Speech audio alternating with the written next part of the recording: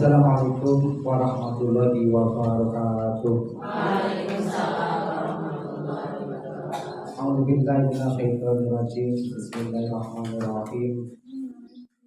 Alhamdulillahirabbil alamin. Wal 'aqibatu lil muttaqin. Wassalatu wassalamu ala asyrofil anbiya wal mursalin. Sayyidina wa maulana Muhammadin wa ala alihi wa sahbihi ajmain. Wala ta'ala fi kitabil karim. A'udzubillahi minasyaitonir rajim. Bismillahirrahmanirrahim. Ya ayyuhalladzina amanu kutiba alaikumusiyam. Ya ayyuhalladzina amanu kutiba alaikumusiyam kama kutiba alal ladzina min qablikum la'allakum tattaqun. Amapat mata para rawuh sedaya, para ibu-ibu ingkang tansah kula muliaken.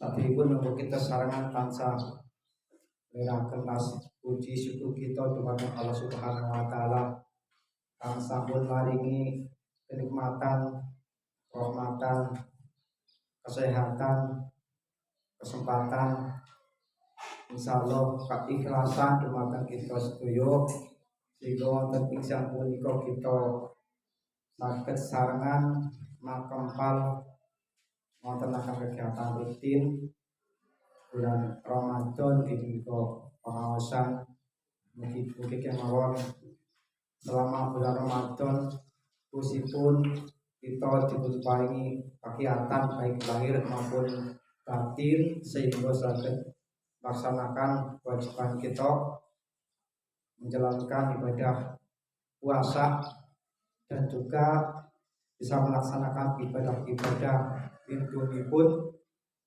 seperti sholat tarawih, sholat tahajud dan ibadah lainnya sehingga ibadah bulan puasa kita estu pikatuk berkahan rahmatan saking Allah Subhanahu wa taala sehingga saged pikantuk kabejan dunia wal akhirat alma. Ora wis sedaya kang kula muliaken kita terasakan wonten hadis al-hadisu at-tasik wal misruna hadis angka 29 an mengadib ni Jabal radhiyallahu anhu Kola dawuh sapa Mu'adz bin Jabal kultu matur sapa ingsun Rasulullah ing Rasulullah sallallahu alaihi wasallam. Jadi Mu'adz bin Jabal niki matur dhateng Rasulullah. Mature akhbirni kula turi panjenengan paring kabar dhateng kula ngamalin kelawan ngamal yudkhiluni kang majengaken apa ngamal ing ingsun aljannata ing swarga wa yubangit ngeduaken apa ngamal ing ingsun nari saking neraka. Dadi enten Mu'adz bin Jabal iki matur karo Kanjeng Nabi, ya Rasul, tuturi panjenengan paling kabar, paling ngerti dhateng awak kula tentang amal-amal sing bisa majengaken kula ke swarga terus bisa ngedoaken saking neraka. Amal napa nika Kanjeng Nabi? Akhire kala Kanjeng Nabi matur lakot sa'alta ngangadimin. Sama niki matur aturamu niki sangat agung, sangat mulia.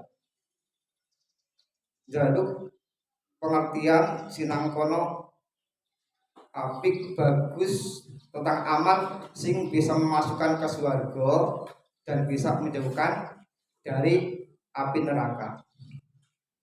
Wa inna ulas dengan amal iku yasirun gampang ngalaman ing atas sebab biasa kang gamaken sapa Allah iman. Dasar kang ngamaken iman supaya Gusti Allah. Jadi itu termasuk amal sing gampang dilakoni nek Gusti Allah pancen paling gampang. Jadi sapa bae amal apa bae sangkas nglakoni pancen Gusti Allah gampangaken mari mengkuwe mesti bakal dipun gampangaken. Kanjeng Nabi dos pundi tak butuh hawatus seribu bisai'an waktu ki masolah. Jadi amal gue siji niki tak butuh hawatus seribu bisai'an ibadah sira kabeh tapi aja nyekutokena maring Gusti Allah. Kon ibadah ada nyekutokena ati nyekutokena niki jadi ibadah dilakoni dengan cara ikhlas ridho lillahi ta'ala. Inna sholati wa nusuki wa mahyaya wa mamati lillahi rabbil alamin. Salatku, ibadahku, uripu, matiku lillahi rabbil alamin. Niki namung datang Gusti Allah.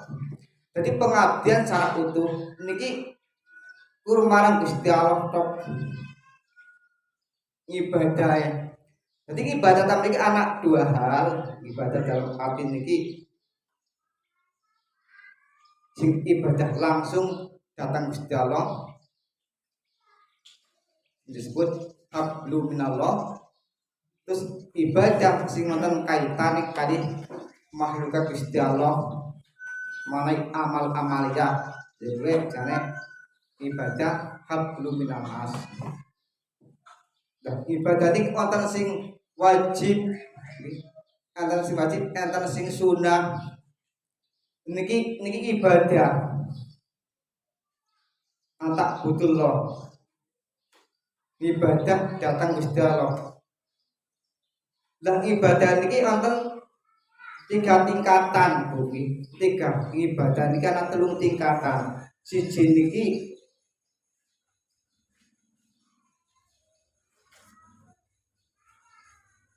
ibadah sing wong kuwi anak arep pahala sebab wedi maring siksane. Dengan melakukan ibadah sholat, kalau tapan dengan ibadah niki biasane anu anak arep pahala ora. Mesti anu anak. Di samping niku pancen anu wedi karo siksane. Dengan lakoni sholat, lakoni zakat, puasa. Niki sebab napa? Sebab diancam wong sing ninggal nang ibadah wajib niki enten ancamane. Enten ancaman budane. Ibadah terkadang motive niki sebab wong niki anak arep pahala takut karo siksane. Takut karo siksane.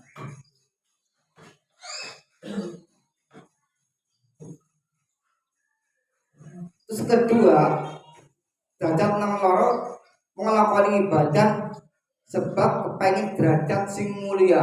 Sebab Gusti Allah niki janji akan wong sing melakukan ibadah niki akan mendapatkan kemuliaan, derajat sing dhuwur nang swarga. Janji Allah ini kata hadis-hadis dari Nabi juga ada. Ada wong sing nglakoni puasa pada bulan Ramadan dan pada malamnya melaksanakan sholat tarawih niki dijanjikan wong kuwi bakal di ngapura dosane baik yang dilakukan maupun yang belum dilakukan. Mangkoma Ramadan imanan wa tisaban ugro lahu ma taqaddama. Sebab napa wong kepengin derajat sing mulia, wong nek dosane diampuni kabeh otomatis direct dimasukkan ke surga tempat sing mulia. Dan ini wong kadang-kadang niku nomor. Yang ketiga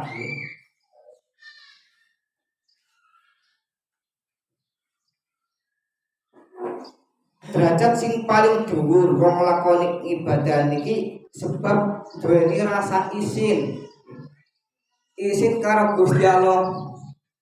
Sebab napa?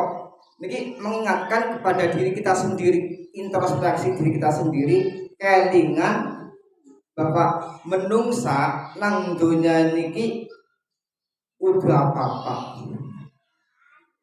dibanding kalau Gusti Allah udah apa-apa ora sepira sebagai bentuk syukur kenikmatan sing dinan Gusti Allah teng dunya niki wis berapa ora bisa dihitung.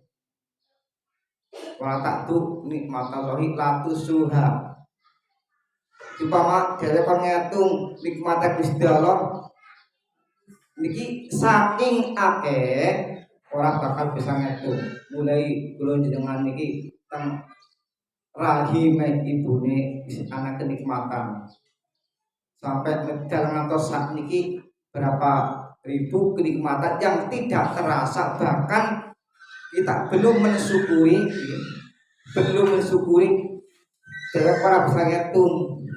Dibandingkan antara manusia dan makhluk lain, ternyata menungsa sing akeh kenikmatane.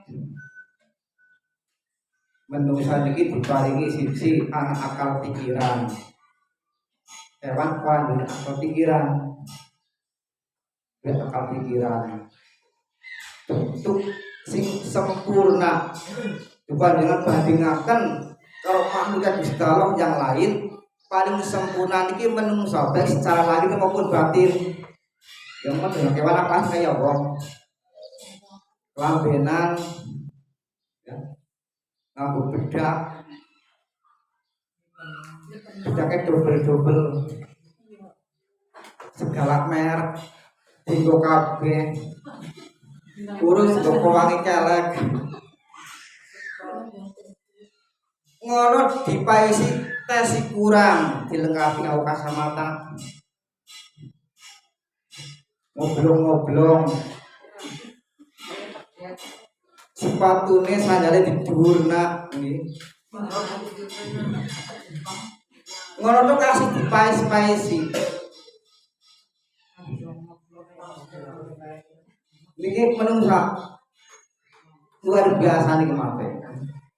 Rupane tepis jelas atuh karo kewan. Ora percaya coba dengan mlebu paling kandang ayam, paling kandang wedhus. Gawa kaca bandingna jajal ayu ndi. Ayu dewek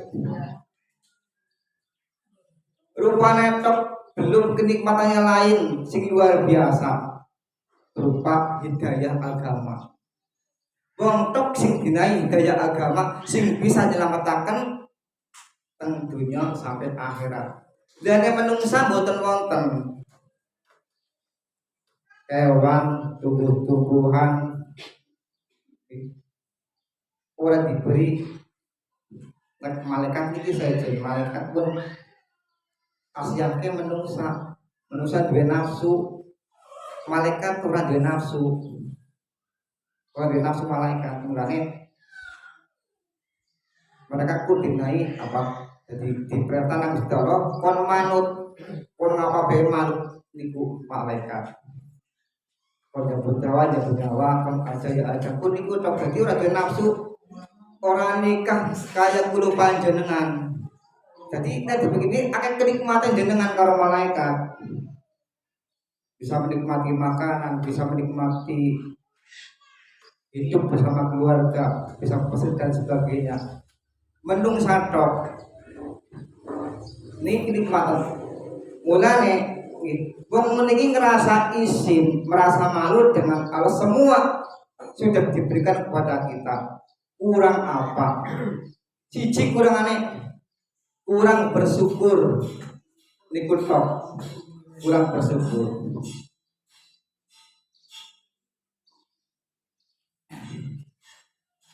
Niku saja kadang-kadang kurang bersyukur sehingga kadang-kadang kita lalai dalam menjalankan kewajiban. Apa maning kewajiban kehidupan sing sifatnya wajib, kayak sholat, zakat, puasa.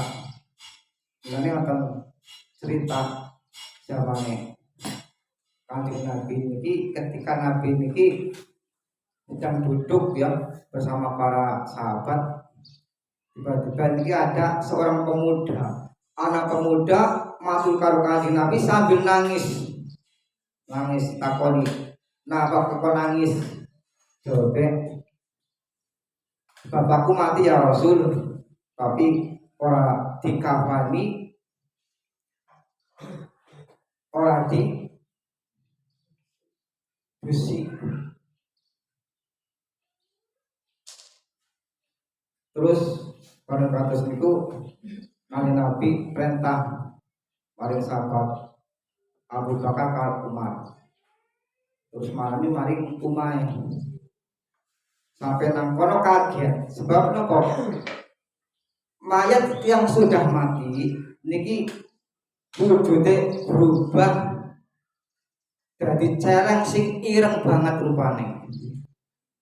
Wujude berubah dari celeng sing ireng. Akhirnya sahabat Umar kalau bahkan niki balik kan Kanjeng Nabi. Ngabari kan Kanjeng Nabi. Lha kok balik Nabi. Dadi mayat niki berubah wujude dari celeng sing banget irenge. Akhirnya Kanjeng Nabi teko ngono. Bareng ngono ngerti pancen bener rupane iki rupa celeng sing banget irenge. Akhirnya apa? Nabi ki ndonga terus disolati serentak mayit iki berubah sebagaimana wujud asale. Bagaimana wujud asale? Akhirnya takon Kanjeng Nabi maring pemuda itu, amalan apa sih dilakoni bapakmu ketika masih hidup di dunia?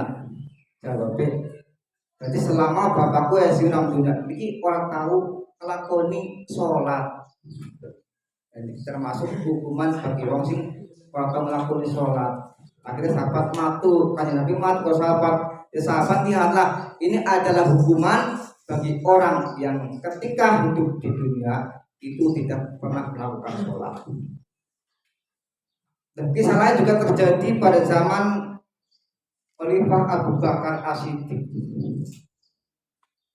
Jadi ketika zaman Khalifah Abu Bakar As-Siddiq niki anak mayit ya, ketika sedang disolati mayit ini tiba-tiba berubah, tiba-tiba kain kafan niki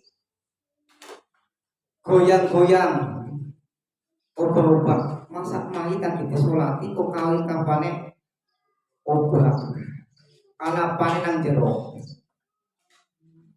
Bareng dibuka ternyata nang jero anak ulane ya sing ngelungker nang gulu, melingkar nang gulu, karo mangan daginge, karo nyesep maling getihe.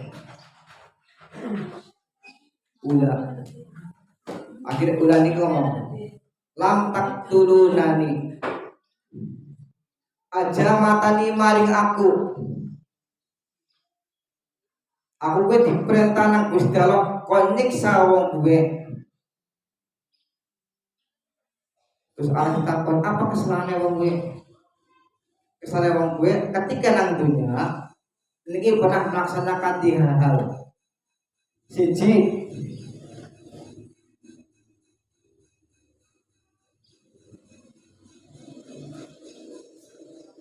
lam yaji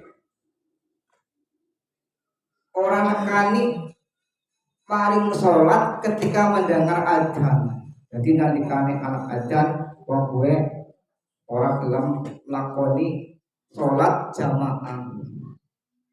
Berarti akeh banget sing sholat jamaah iki kepisan. Kira-kira nek anak adzan jenengan kira-kira krungu terus kira-kira langsung ada masjid, ada musola apa ora?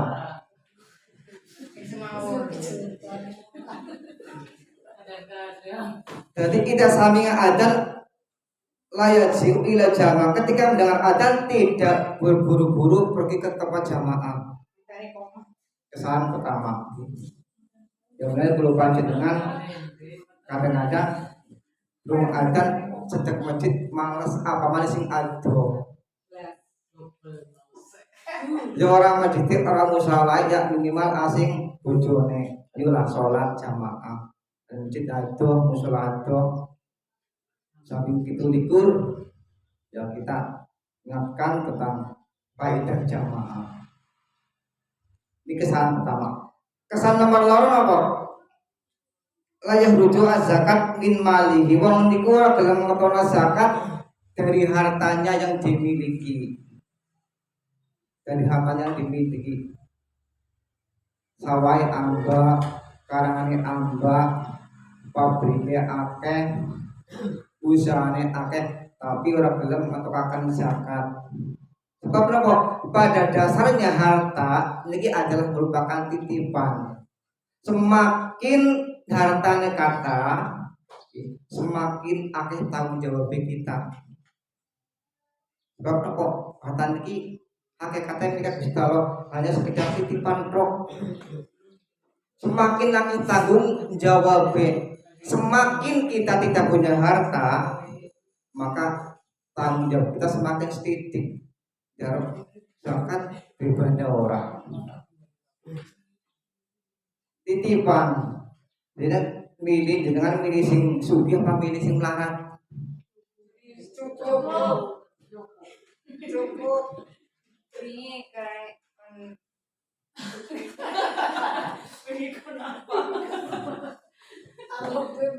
jadi semakin harta kita kata semakin besar kewajiban kita, semakin besar tanggung jawab kita. Sawaya amba, karangane amba, usahane akeh. Jadi per bulan wis pirane. Semakin akeh tanggung jawabnya, tapi semakin kita tidak punya, semakin terkasam kok. tanggung jawabnya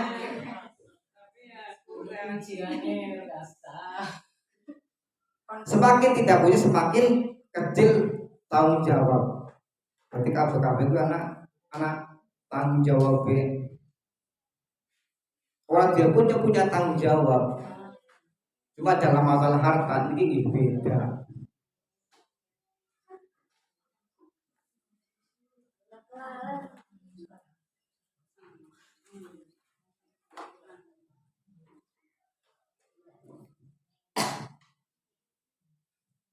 Terus yang ketiga, layas mau saminga kolal ulama. Kesalahan ketiga adalah tidak mau mendengarkan perkataan para ulama. Sebab perkataan ulama adalah warasatul anbiya. Ulama ini pewaris para nabi.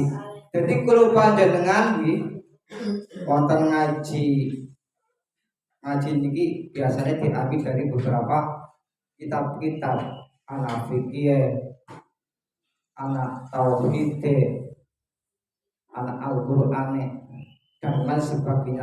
Kabeh ini merupakan dawuh ulama zaman biyen, salafus sholihin. Nek wong iki cuma nerusaken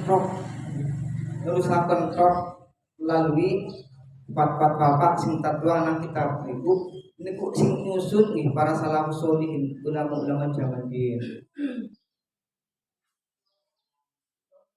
Tetapi ketika kita niki mengingkari, akan kadang-kadang orang percaya mari isine kitab iki berarti pada karo ingkari ulama pada karo ingkari kanjeng Nabi. Padahal kita atingul hawa ating rasul wa ulil amri minkum. Kalau taat karo Gusti Allah, ini kan taat karo kanjeng Nabi. Taat kanjeng Nabi otomatis taat karo ulama-ulama sebagai penerus para nabi.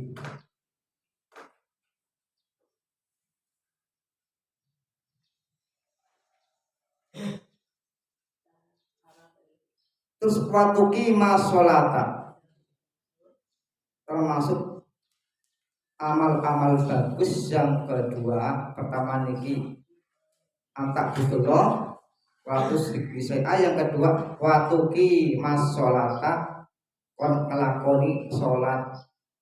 Ini merupakan kewajiban kulo panjenengan. Sholat itu merupakan suatu ibadah yang berbeda dengan ibadah-ibadah lain. Perintah ini langsung dari Allah ketika Mi'raj. ketika Mi'raj. Adapun ibadah-ibadah lain niki tidak langsung Kanjeng Nabi menghadap datang Allah, hanya sholat tok yang mendapatkan perintah langsung dari Allah Subhanahu wa taala. Jadi pokoknya agama ini termasuk niki sholat. Ngelakoni 5 hal: salat, sholat, zakat, puasa. Yang kelima, haji. Ngamalekake tapi boten nglakoni kewajiban niki pada baik kurang. Bab anak amal sing sifatnya wajib, anak amal sing sifatnya boten wajib. Amal wajib kita ditopang, didukung dengan amal-amal soleh lainnya. Orang cukup nek melakukan kewajiban tok. Dan banyak sekali yang mengatakan bahwa amal-amal soleh ini juga bisa memasukkan seorang ke dalam surga. Oke, walaupun wajib tok. Akan cita-cita, kisah-kisah amal sing ketone sepele tapi ini bisa menghantarkan seorang kepada surga karena apa? Pikantuk rahmat ridhonipun Allah Subhanahu wa taala. Makanya sholat ini wis ditentukan waktune iki. Sholat zuhur, asar, maghrib, isya, subuh. Nek jaman kulo biyen iki mitani wong sholat, wong puasa niki manjen angel jaman cilikan.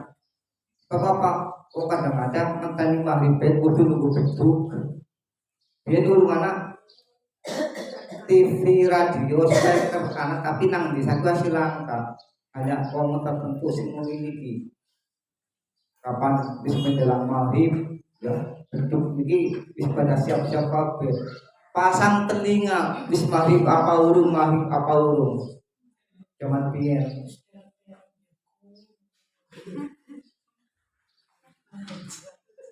Arab sholat pun kados niku kudu nunggu beduk.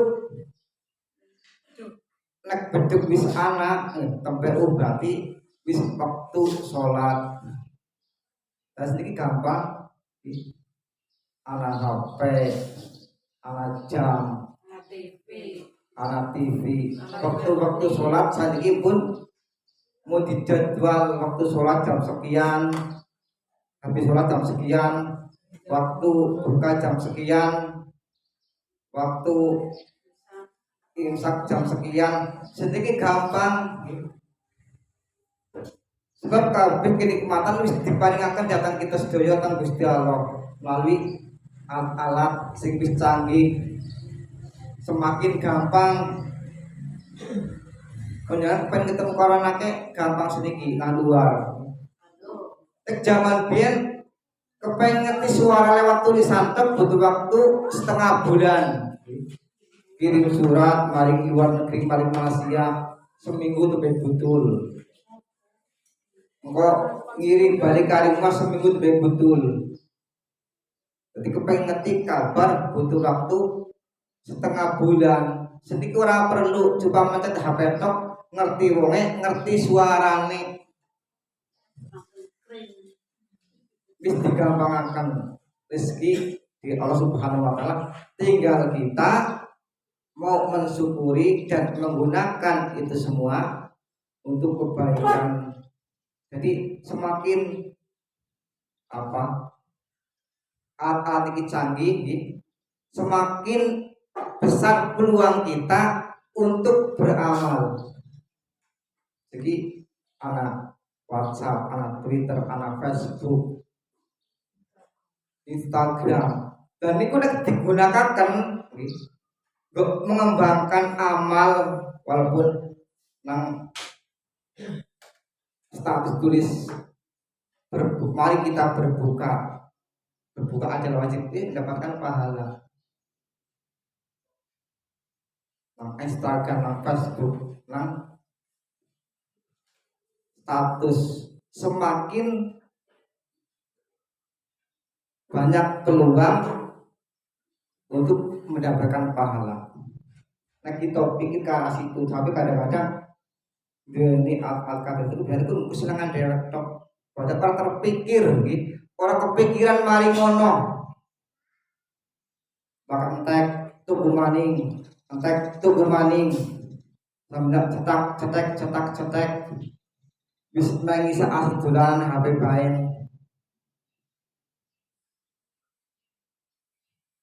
Seminggu entek paketan pira.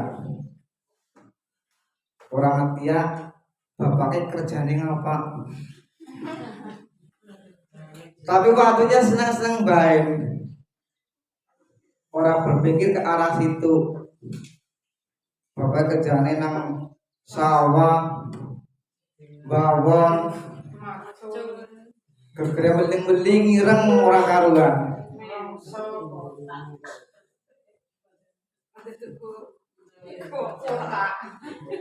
Tapi kita gunakan untuk hal yang lebih bermanfaat.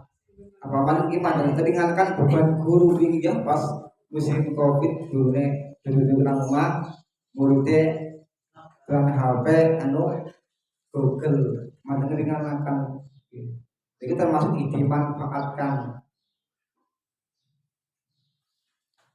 Maka dengan aturakan mugi-mugi wonten manfaatipun, mugi-mugi berasa ingkang kita